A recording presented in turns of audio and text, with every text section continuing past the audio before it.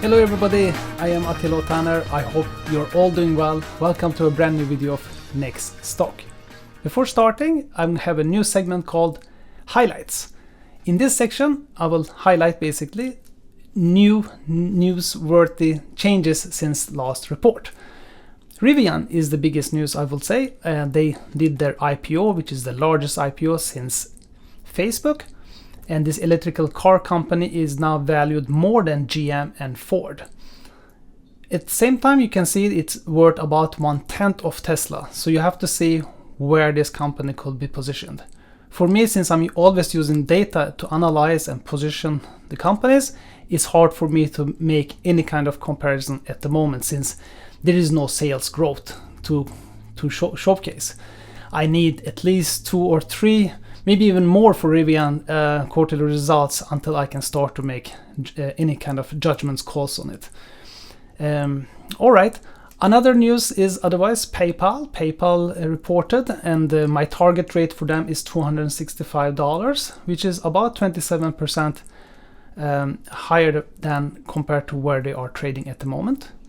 Coinbase also reported, and my target rate for them is $356, which is about where we are at the moment. Dash, for them I have unfortunately a lower target rate, which is 207, which is 16% lower than where they are trading at the moment. All right, we can move into our regular reporting, which means I'm going to go over the top 3 stocks in value, dividend, growth, and Pricey stocks for US and then in the Canadian market. Let's start with the value stocks in US. These are supposed to be the safer stocks because we are looking at the high market cap and the price to earnings to be low. JP Morgan still remains number 1. Bank of America is still number 2. Pfizer is a newcomer, spot number 3. In their case, their market cap is 279 billion and the price to earnings is 14. Toyota drops out from top 3.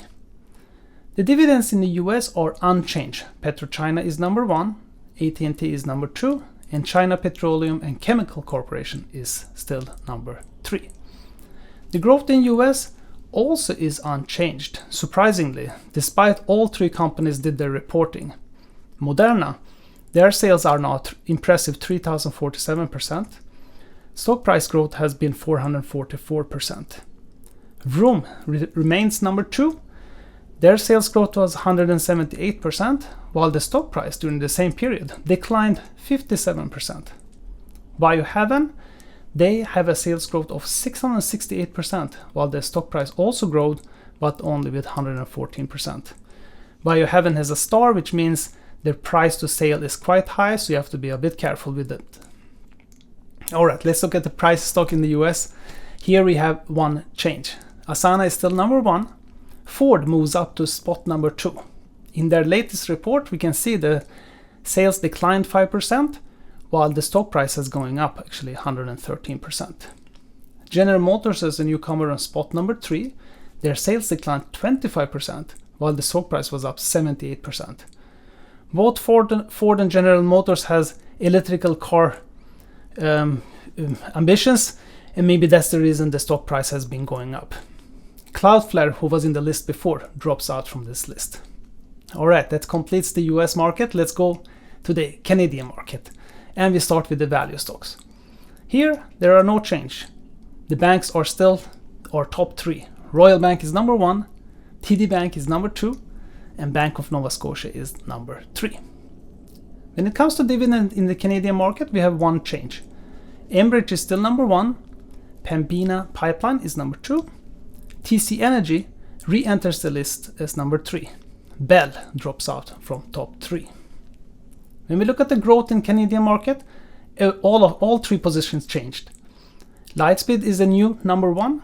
They have a sales growth of 179%, while the stock price went up 186%.